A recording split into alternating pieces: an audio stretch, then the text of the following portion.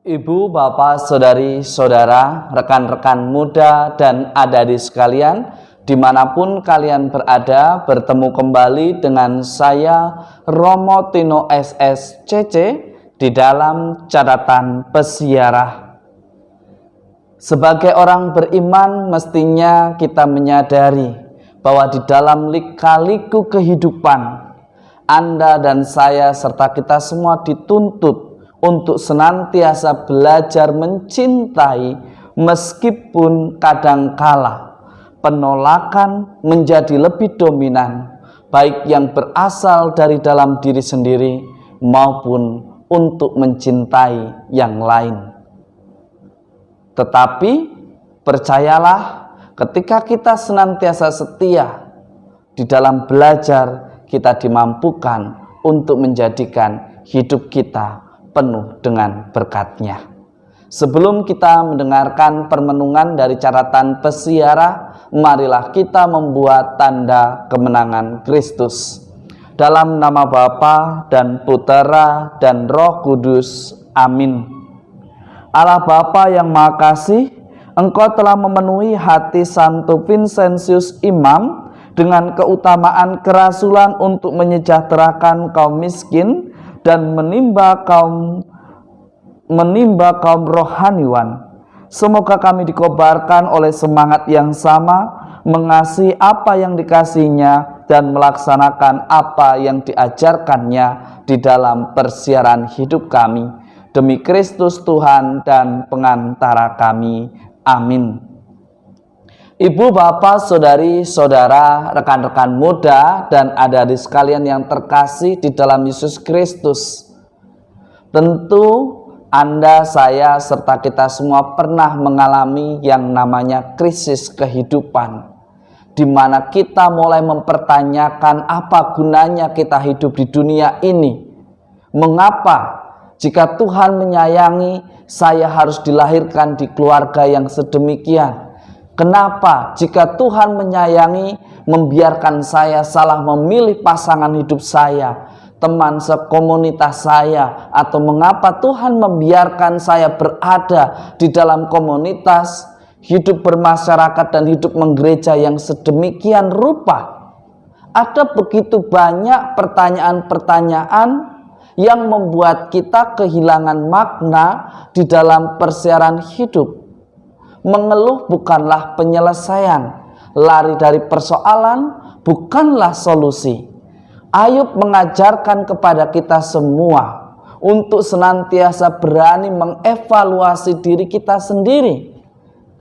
Satu hal yang Ayub ajarkan, meskipun di dalam keadaan krisis, dia sama sekali tidak menghujat Tuhan atau menyalahkan Tuhan dengan apa yang ia alami di dalam persiaran hidupnya.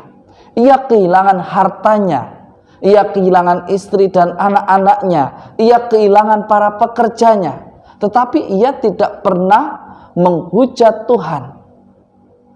Ia memperbaiki, dia mengevaluasi dan mencari tahu apa yang menjadi penyebabnya. Dan akhirnya ia pun sampai pada kesimpulan bahwa Tuhan yang memberi, maka Tuhan pula yang mengambil. Ayub mengalami krisis yang begitu hebat, hingga ia bahkan mengutuki mengapa ia harus dilahirkan. Tetapi sama sekali dia tidak menyalahkan Tuhan. Tetapi hari ini kita pun diingatkan, mungkin kita pun pernah mengutuki diri kita sendiri.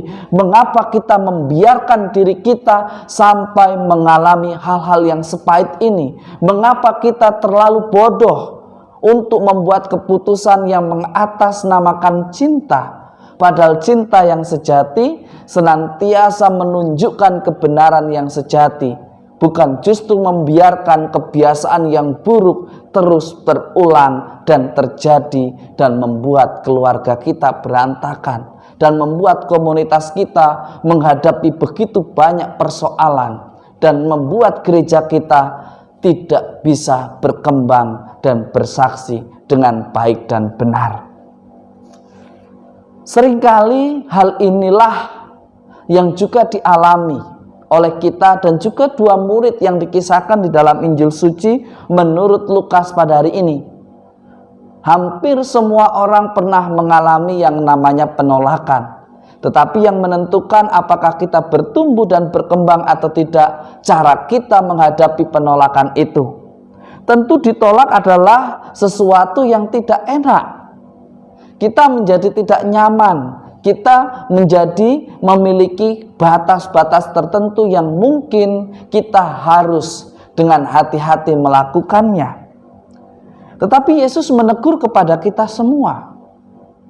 Karena kita seringkali memiliki kecenderungan ketika ada orang yang menolak padahal kita tahu apa yang kita utarakan itu adalah sesuatu kebenaran yang sejati dan kita pun berhak mempertanyakan, kita cenderung mengatakan semoga Tuhan segera mengakhiri hidup mereka, semoga Tuhan segera mengutus seseorang untuk memecat dari tim kerja ini, semoga Tuhan mengutus saudara-saudari kita untuk mengeluarkan pribadi A, pribadi C, pribadi D.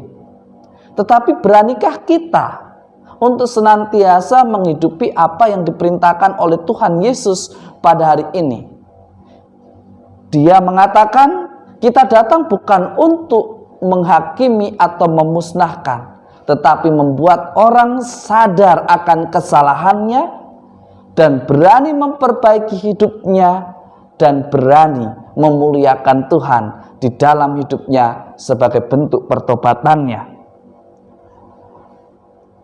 Jebakan derita yang sesungguhnya sedang mengintai Anda, saya, serta kita semua agar kita menjauh daripadanya. Tetapi jangan sampai jebakan derita itu membuat kita justru hanya pandai mengeluh, pandai mencari siapa yang bisa dikambing hitamkan, tetapi kita pandai di dalam menghadapinya dengan cara yang kreatif dan solusi yang inovatif. Semoga berkat Tuhan senantiasa melindungi dan memberkati kita semua, Bapa dan Putera dan Roh Kudus. Amin. Karena takut bahwa kejujuran akan membawa penderitaan, seringkali kita menyembunyikan apa yang tidak benar di dalam lika-liku kehidupan kita. Bahkan ketika ada orang yang menolaknya, kita berharap agar Tuhan mengutus seseorang untuk melenyapkan orang tersebut. Tetapi itu bukanlah ciri bagi kita orang beriman yang mengenal Allah adalah kasih. Tuhan mengajak kita untuk menerima keadaan kita, dilahirkan di mana dan dengan kelebihan apa yang Tuhan berikan. Tuhan mengajari kita untuk tidak menyesali kesalahan yang pernah kita lakukan, tetapi berani memperbaiki dan bertobat menjadi pribadi yang berkenan di hadapan Tuhan. Bukan menghukum diri sendiri, memperbaiki dan menjadi pribadi yang berkenan di hadapannya. Selamat beraktivitas, Tuhan memberkati. Amin.